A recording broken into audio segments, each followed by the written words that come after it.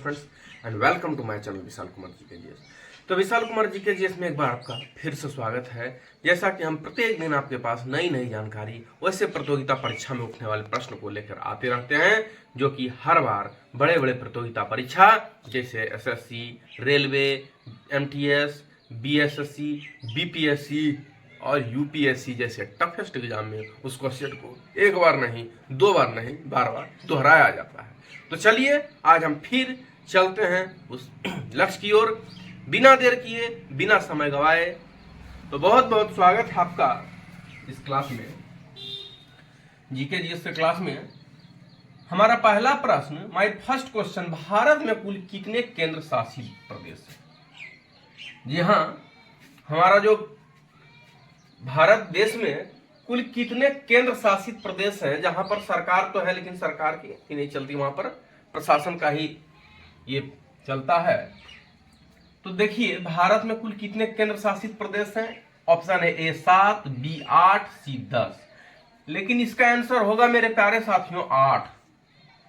अगर आपसे पूछ दिया जाए कि भारत में कुल कितने केंद्र शासित प्रदेश हैं, तो इसका आंसर होगा 8। भारत में कुल 8 केंद्र शासित प्रदेश है। चलिए दूसरा है, बिहू किस राज्य का प्रमुख त्योहार है? बिहू एक त्योहार है, वो किस राज्य का प्रमुख है?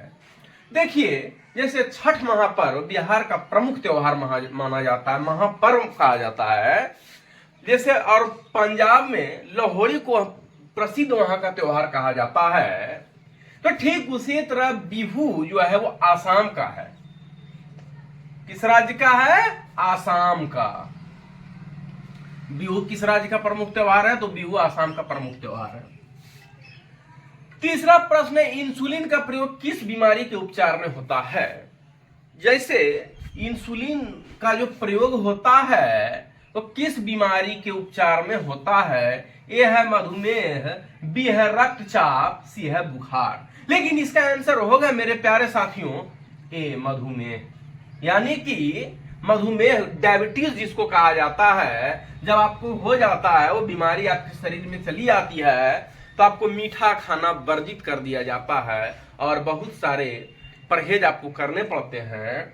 जैसे कि बुखार जब भी किसी इंसान को आ जाता है तो कहता है ना डॉक्टर कि आपको ठंडा चीज नहीं खाना है, टाइम टाइम पे दवा लेना है, चावल नहीं खाना है। ठीक उसी तरह से जब मधुमेह इंसान के शरीर में प्रवेश कर जाता है तो मीठा, आलू और ऐसे बहुत सारे चीजें जिसको खाने पर आपको डॉक्टर प्रतिबंध लगा देता है और लिख देता है कि नहीं, आपको ये नहीं खाना, आपकी बढ़ी हुई है। चलिए अब चौथा है, भगवान बुद्ध को ज्ञान की प्राप्ति कहाँ हुई? भगवान बुद्ध को ज्ञान की प्राप्ति कहाँ हुई? तो ए है बोध गया, बी है लुम्बिनी, सी है सारनाथ। लेकिन इसका आंसर होगा मेरे प्यारे साथियों ए बोध गया। कहाँ उत्पन्न हुआ? बोध गया में। चलिए अब है पांचवा कि इंदिरा पॉइंट कहाँ स्थित है? ए है बंगाल, बी है अंडमान निकोबार, सी है असम। तो इसका आंसर होगा मेरे प्यारे साथियों बी अंडमान निकोबार। कहाँ स्थित है इंदिरा पॉइंट? बी अंडमान निकोबार में। चलिए थर्ड क्वेश्चन, आनंद भवन कहाँ स्थित है? वेयर इज सिचुएटेड आनंद भवन? आनंद भवन जहां की हमारे भारत के प्रथम प्रधानमंत्री पंडित जवाहरलाल नेहरू का जन्म हुआ था, तो कहाँ हुआ था? तो उत्तर प्रदेश में तो हुआ था, लेकिन कहाँ हुआ था? तो ये है इलाहाबाद, बी है मुंबई, सी है बिहार। तो इसका आंसर होगा मेरे साथियों ए इलाहाबाद। कहाँ हुआ था? इलाहाबाद। वेयर इज सिचुएटेड आनंद भवन? आनंद भवन कहाँ स्थित है? इलाहाबाद में स्थित है। चलिए अब सातवां क्वेश्चन, भारत और पाकिस्तान की रेखा को क्या कहा जाता है? जैसे भारत और पाकिस्तान जो देश हैं, भारत का पड़ोसी देश पाकिस्तान है ना, भारत का जो पड़ोसी देश पाकिस्तान है, उसके बीच की जो रेखा है, जैसे भारत और चीन की रेखा को मैकमोहन रेखा कहा जाता है, ठीक उसी तरह भारत और पाकिस्तान के जो सीमा रेखा है उनको रेड क्लिफ रेखा कहा जाता है। क्या कहा जाता है? रेड क्लिफ रेखा। तो भारत और पाकिस्तान की सीमा रेखा को क्या कहा जाता है? ए है मैकमोहन रेखा, बी है रेड क्लिफ, सी है डुरंडू रेखा। लेकिन इसका आंसर होगा मेरे बच्चों बी रेडक्लिफ रेखा, याद रखिएगा। चलिए अब 8वां क्वेश्चन है, डीआरडीओ की स्थापना कब हुई? ए है 1958, बी है 1962, सी है 1960। तो इसका आंसर होगा मेरे साथियों ए, 1958 में हुई। डीआरडीओ की स्थापना कब हुई? 1958 में।